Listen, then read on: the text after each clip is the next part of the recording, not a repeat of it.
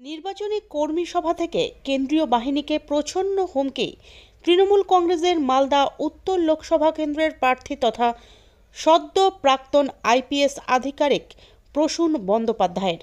এতে ব্যাখ্যা লোক আছে, এ তো বিএসএফ প্যারামিলিটারি সবাইকে শুধু একটাই কথা বলছে, আপনি আইনের মধ্যে থাকুন, আমরাও আইনের মধ্যে আছি, নির্বাচন শান্তিপূর্ণ হোক, ফ্রি ফেয়ার হোক।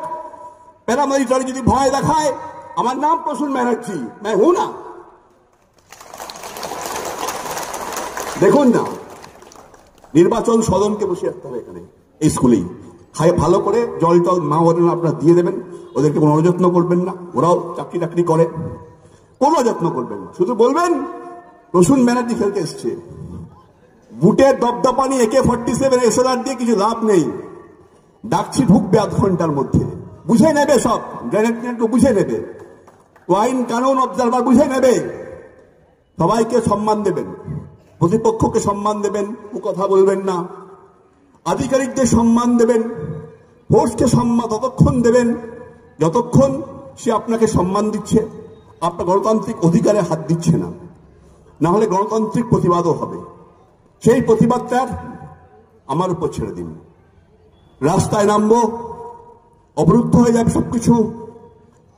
ভারতবর্ষ দেখবে ইলেকশনটাকে বলে, ওল মালদাকে সারাদিন দখল করতে হবে, তাহলে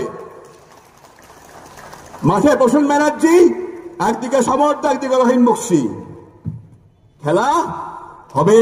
উত্তর মালদা লোকসভা কেন্দ্রের প্রার্থীর এমন হুমকিকে গুরুত্ব দিতে নারাজ বিজেপির দক্ষিণ মালদার সাংগঠনিক সভাপতি পার্থসারথী ঘোষ এ বিষয়ে বলেন, যে হুমকি দিয়েছে তৃণমূলের প্রার্থী, তার কাছে এটাই প্রত্যাশিত। তার দীর্ঘ কর্মজীবন আমরা দেখেছি মালদা জেলাতেও কেটেছে, আর তার কর্মজীবনে তিনি যেভাবে দলীয় রাজনীতির মানে দলদাসের মতো কাজ করেছেন, সরকারি পদে থাকার পরে, সরকারি উচ্চ পদে থাকার পরেও করেছেন। আর এ রাজ্যে একটা জিনিস পরিষ্কার, যে একদিকে সমাজ বিরোধী, একদিকে পুলিশ প্রশাসন মিলেমিশে যে একাকার হয়ে গেছে, তার মানে বড় প্রমাণ হচ্ছে এই প্রসূন ব্যানার্জির নির্বাচনে প্রতিদ্বন্দ্বিতা করা শাসক দলে। এটা আমরা আগেও জানতাম যে শাসক দলের সাথে তার সরাসরি যোগাযোগ, অথচ সরকারি পদে থেকে তিনি তার পদের অপব্যবহার, ক্ষমতার অপব্যবহার তিনি করেছেন।